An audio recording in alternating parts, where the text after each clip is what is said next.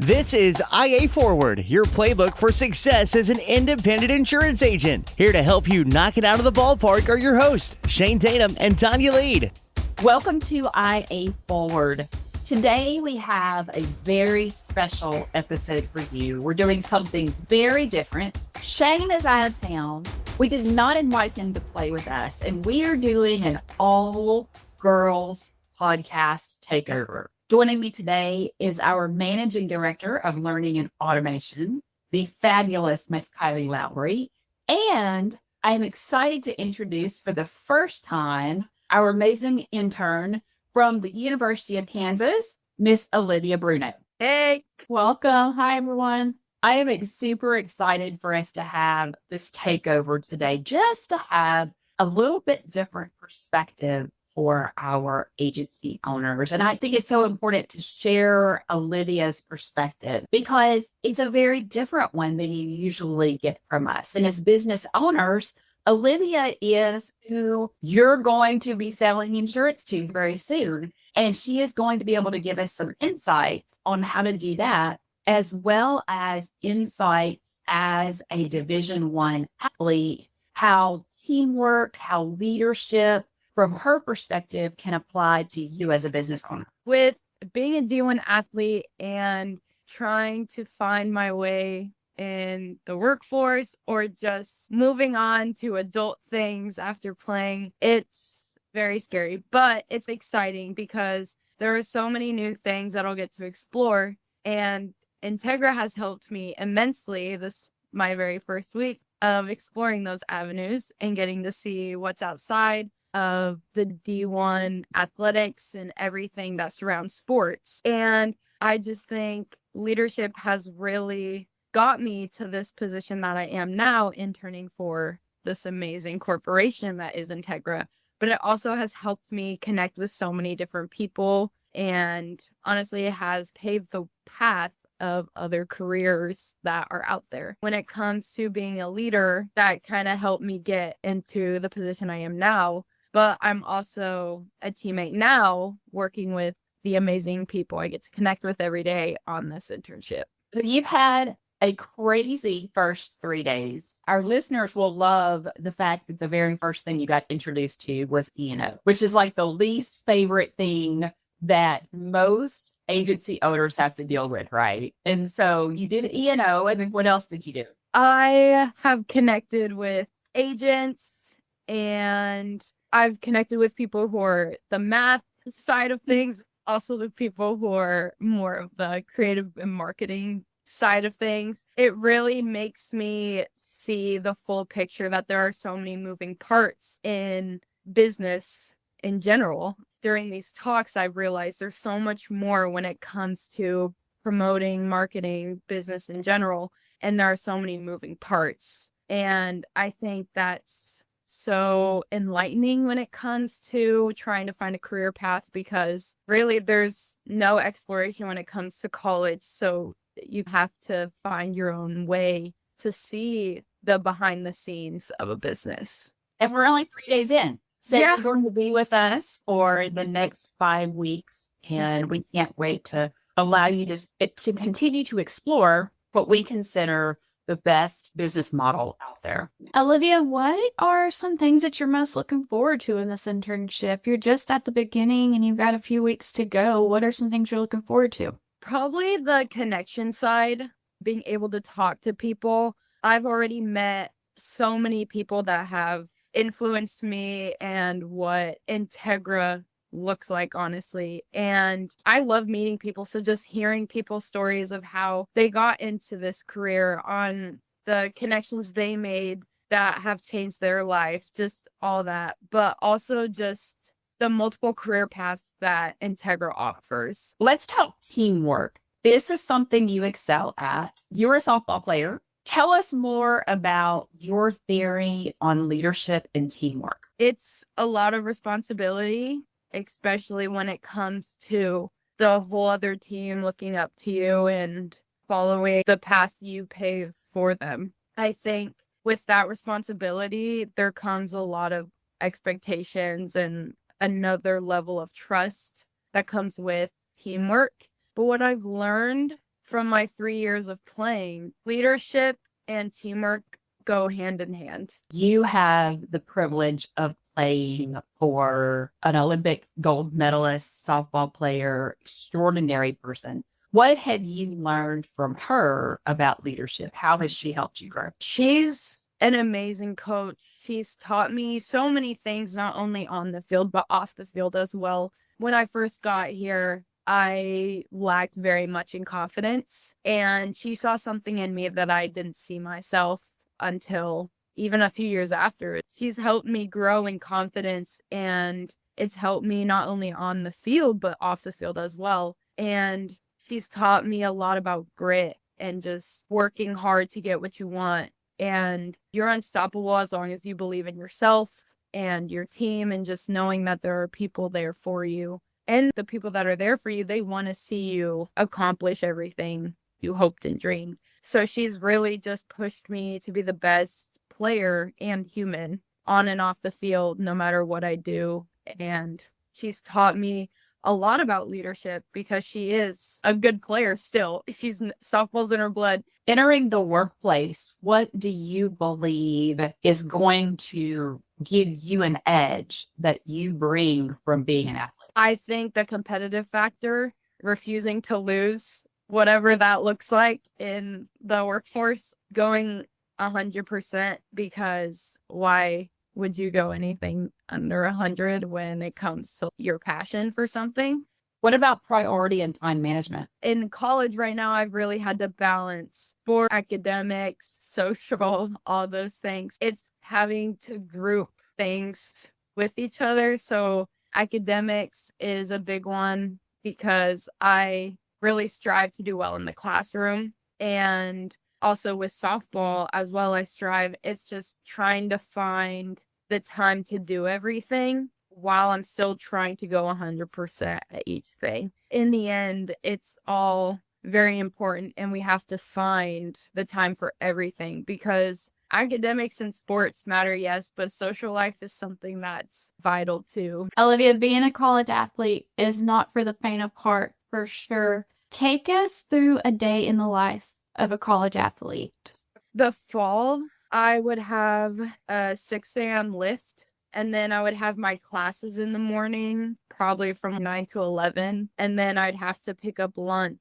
When I grabbed lunch, I would go to the field and do some homework just so I can get a little head start. And then after practice around 6, I would grab dinner, go back to my house, do more homework, and then I'd probably go to bed about 10:30, and then wake up for a 6 a.m. lift again. So that's what fall looks like. And then in the spring, we usually play from Thursday to Saturday, and our travel day is Wednesday. So travel day on Wednesdays are all day. We have to do all our homework in airports mostly, but on those days, Mondays are usually our off day. So we usually do treatments. It's just no practice, just do what you want. And then Mondays are usually my full days of classes. And then Tuesday, we'll have a lift depending on our class. So mine was at 9, and then I would go to class right after that. And then we had practice probably from 3 to 5 or 3 to 5:30, and I would have a bullpen at 2. And then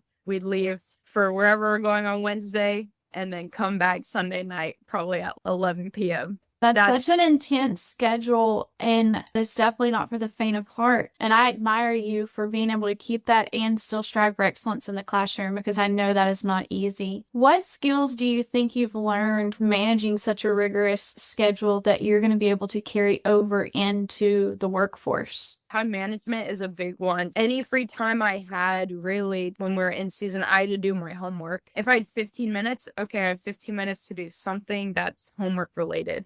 Also, like, it's a big one, but learning to say no to things on an off day. I would have a little light lift, maybe, just to get things going. But a lot of people would want me to go hang out or go to lunch, but that's my only off day.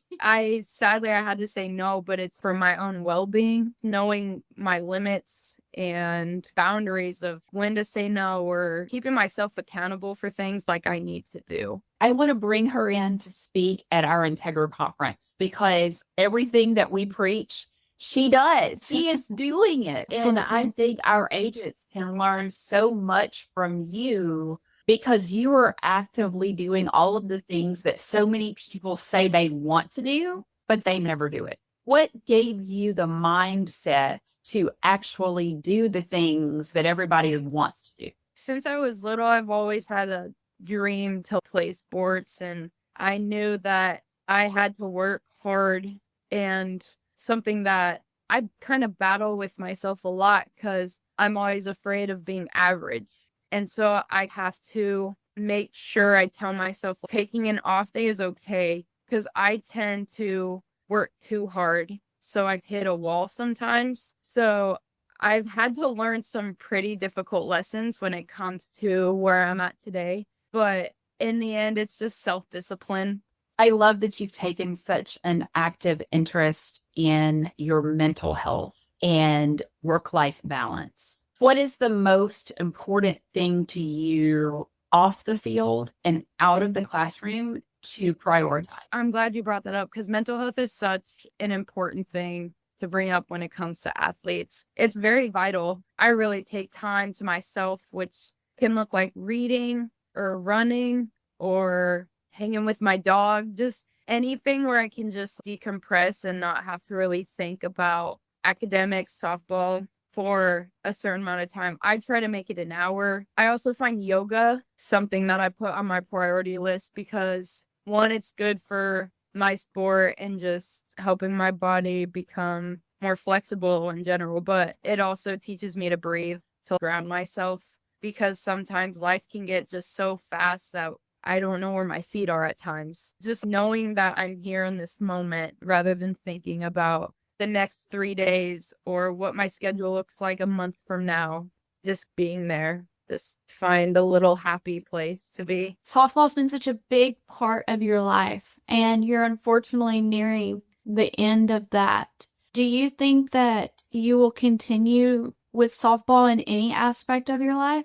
Yeah, I've thought about that. Pro would be cool. Sadly, it's not like MLB pro, but that would be interesting to be in the league. I give lessons to some girls right now. I love helping those girls reach their goals of playing college softball. So it's something like that. I would maybe do one-on-one lessons like that. I hold camps sometimes. I've thought about coaching a club team. It's always going to be something in my life. And no matter what, it'll always be something that I can't let go.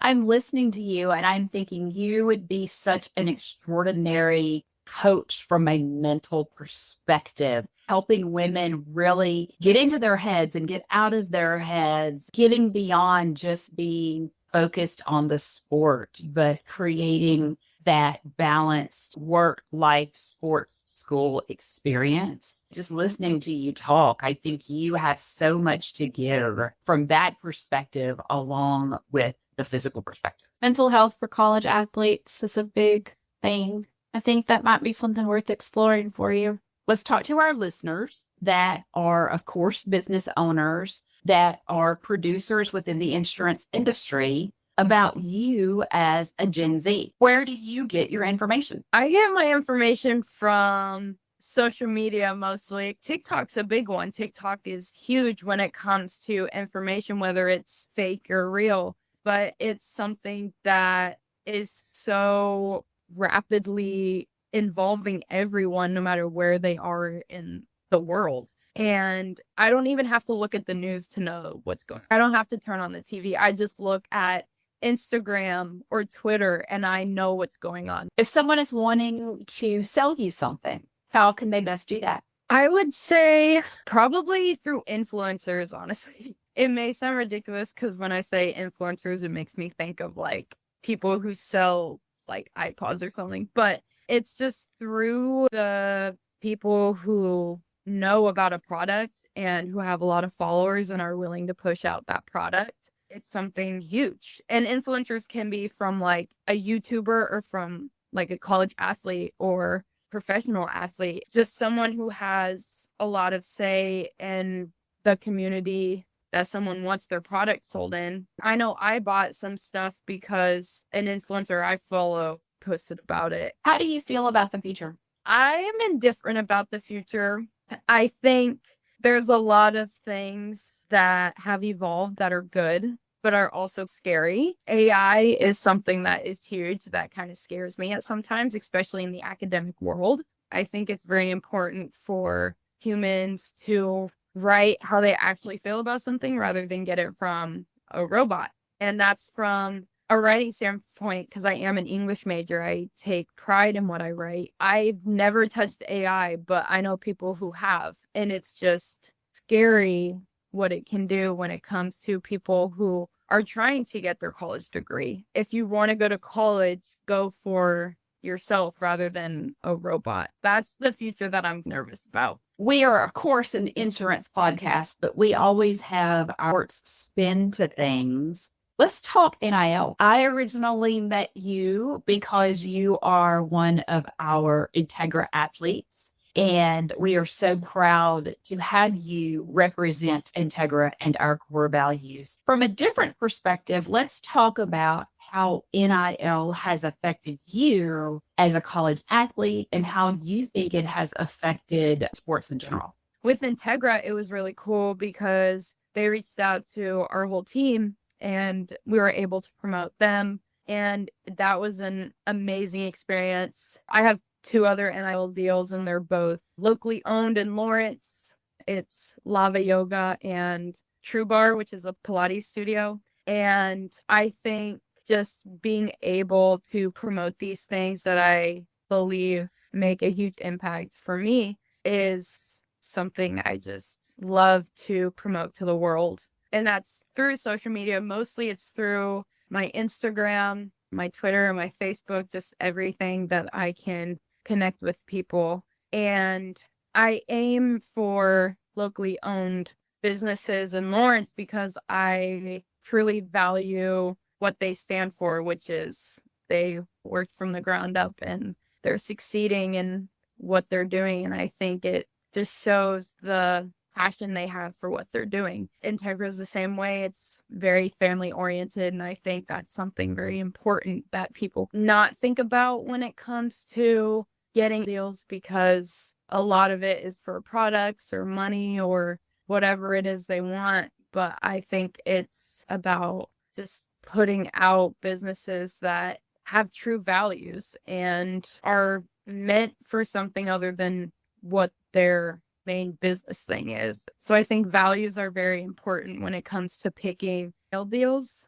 But I think in general with the athletic world, it has made a huge impact for all college athletes, especially football and basketball. To the business owners that are our listeners, the media focuses so much on these huge NIL deals. XYZ athlete just signed a deal for $20 million or 1-2-3 clothing line, shoe line, fast food company. But NIL, name, image, and likeness of collegiate athletes, can mean so much to small business. And small businesses can make such a huge impact on collegiate athletes. Because of the way the media presents it, I think small businesses don't even realize that there is a place in the NIL world for them. And I love that you brought that up and how much small businesses have impacted you through NIL, how that can be so incredibly symbiotic.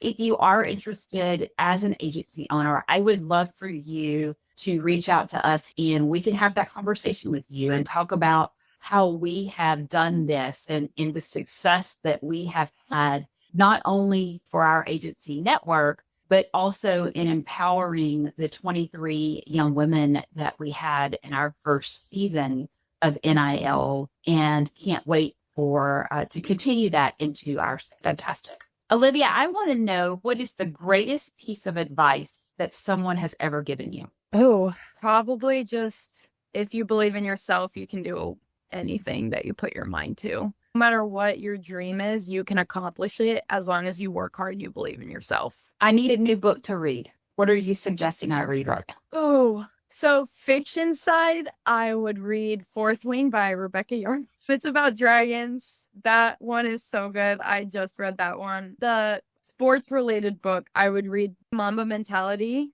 the book by Kobe. it just focuses a lot on mindset and just working hard, being that number one to yourself when it comes, honestly, to anything he did. He was number one. So I think that is really good as well. Is there anything that you want to ask us? Tonya, I have a question for you. How has NIL changed the way that you do things on your side of your career, or just what you do at Integra? I love sports. I love working with athletes. I guess marketing with sports events has been such an important part of my career long term, that when I came to Integra, it was something that I really missed, because I missed having those interactions with coaches, with players. I missed going to the university and really even being in the locker room and listening and learning. And so that was a part of my life that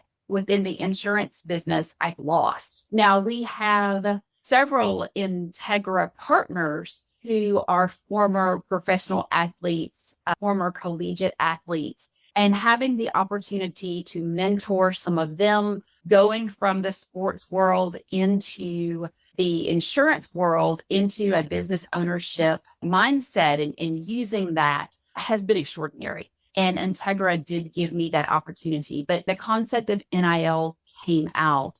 Shane and I had so many conversations. How do we want to make it work for us? What can we do as far as a small family-owned business to make it fit into our marketing? And when we had the opportunity to work with our 23 Integra athletes at a Power 5 school, figuring out, okay, we don't want to do this the traditional way.